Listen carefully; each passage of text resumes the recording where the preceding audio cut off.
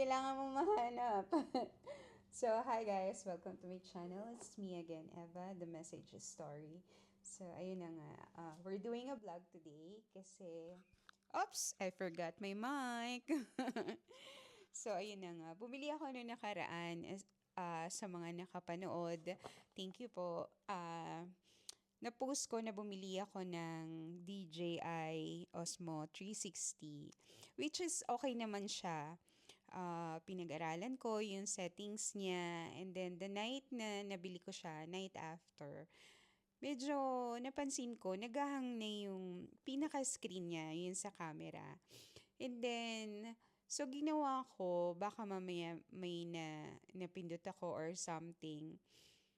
So, chinarge ko muna everything. Kinabukasan ko na siya ginamit ulit. So, second day niya is okay naman. So, gumana yung screen and yeah, so I'm happy with that. Pumunta kami ng Kings, bumili kami ng husband ko ng uh, where is that? In Malaga, sa shop doon na bumili kami. So, nagamit ko siya. Kaya lang, after nun, nung gabi na, so I'm trying to edit or trying to explore yung pinaka-camera niya. So, talaga yung screen niya, it get me annoyed. So, parang talagang naiinis na ako and sabi ko sa husband ko, bakit ganito? 'Di ba? Syempre, mahal yun eh. It's like $989. It's um, Australian dollar. So, sabi naman ng husband ko, baka naman ano lang, pag-aralan mo muna. So, 1 week, wala pa nga, 6 days kasi nung Tuesday, bumalik na kami doon sa pinaka-store kasi may appointment ako sa doctor, and then sabi ng husband ko, sige, dali mo na lahat and then puntahan natin. So, the good thing, yun nga, pumunta kami doon and pina-check ko dun sa sales assistant and they're trying to figure out also. Pero talagang hindi nagahang talaga. So they are telling me na kailangan ma-access sa phone. So binigay ko yung phone ko kasi you need to download the DJI um, Osmo 360 sa phone mo para if you ever wanted to make edit and try to post it on social media, or if you have something to, So, parang nung una in-insist niya kailangan na nakakonect. So sabi ko no. Pinanood ko siya sa TV, sa YouTube, how to do the settings and paano mo gamitin being a camera. So sabi ko, no need to connect it to phone before you're gonna use it. Kasi nakita ko sila, gumagana yung screen at like ginagalaw nila dun sa screen ng camera, which is yun sa akin talagang nagahang. So sabi ko, no, kumbaga siguro mga 20 minutes kaming nagantay dun ng asawa ko para to figure out nga kung anong problema, baka sakaling may naiba ko or something. Pero yeah, hindi rin talaga nila na nagawa ng paraan. So ang nangyari, ah dapat ipapalitan na lang ng panibagong Osmo 360. Baka nga, kasi sabi nila hindi naman daw palaging may ganon. So, it means, ano lang, bihira lang magkaroon ng ganong klaseng instance. Siyempre, hindi naman nila sasabihin yun naman talaga, diba? Kasi naging sales naman ako dati. So, ngayon, ang ginawa ko, pinalitan ko na lang ng iba. Kagaya nito, may mic na akong kasama, which is DJI Osmo Pocket 3. Ito, mas okay. I think, for me, mas okay.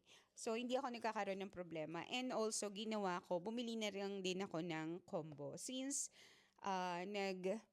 meron naman akong channel, so I decided na baka nga ito para sa akin. So, yeah, happy ako kasi yung combo, together na this one, may mic na siyang kasama, and marami siyang include. But this one is more expensive. It's like 1,129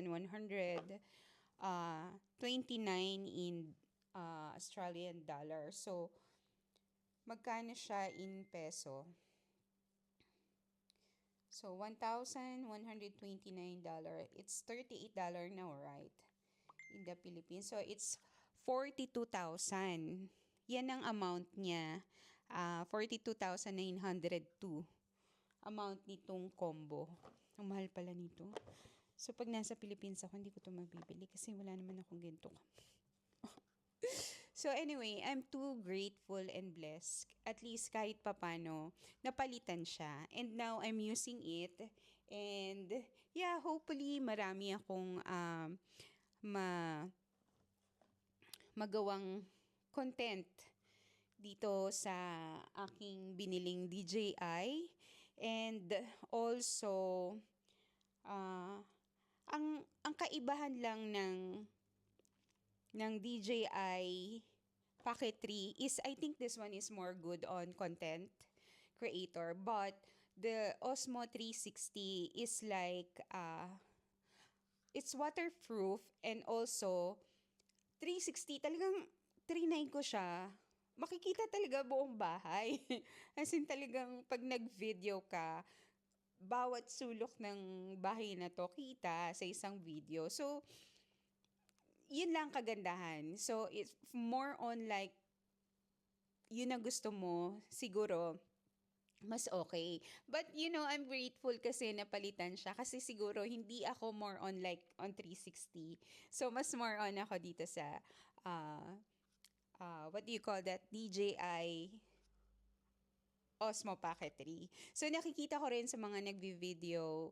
So, natutuwa ako, nakita ko siya. So, it means, I'm gonna do my vlog now, and yeah, I'm happy with this. And also, natuwa ako kasi, ay, nawawala yung mic ko. Natuwa ako kasi included na to, and then may pouch na rin, and then may kasama din siyang 2 battery, and may lens pa. So, yeah, I'm happy kung ano yung napalitan sa DJI Osmo 360 ko. And yun pa, may isa pa akong concern is, I think nag-overheat siya. Kasi nung time na ginamit ko, siguro kailangan nun yung magaling mag-settings. Kasi medyo mataas, di ba, kuha niya lahat 360. Medyo, I don't know how to explain, pero nag-overheat siya kapag hindi mo siya na-fix ng maayos sa setting. So, might as well, kasi hindi naman ako ganun karunong about sa camera. So, the good thing, this one is good for me and I like it. I love it. And hopefully, matagal pa yung pagsasama namin nitong DJI Osmo Pocket 3 ko. And yeah, let's see soon. Thank you for watching. Bye!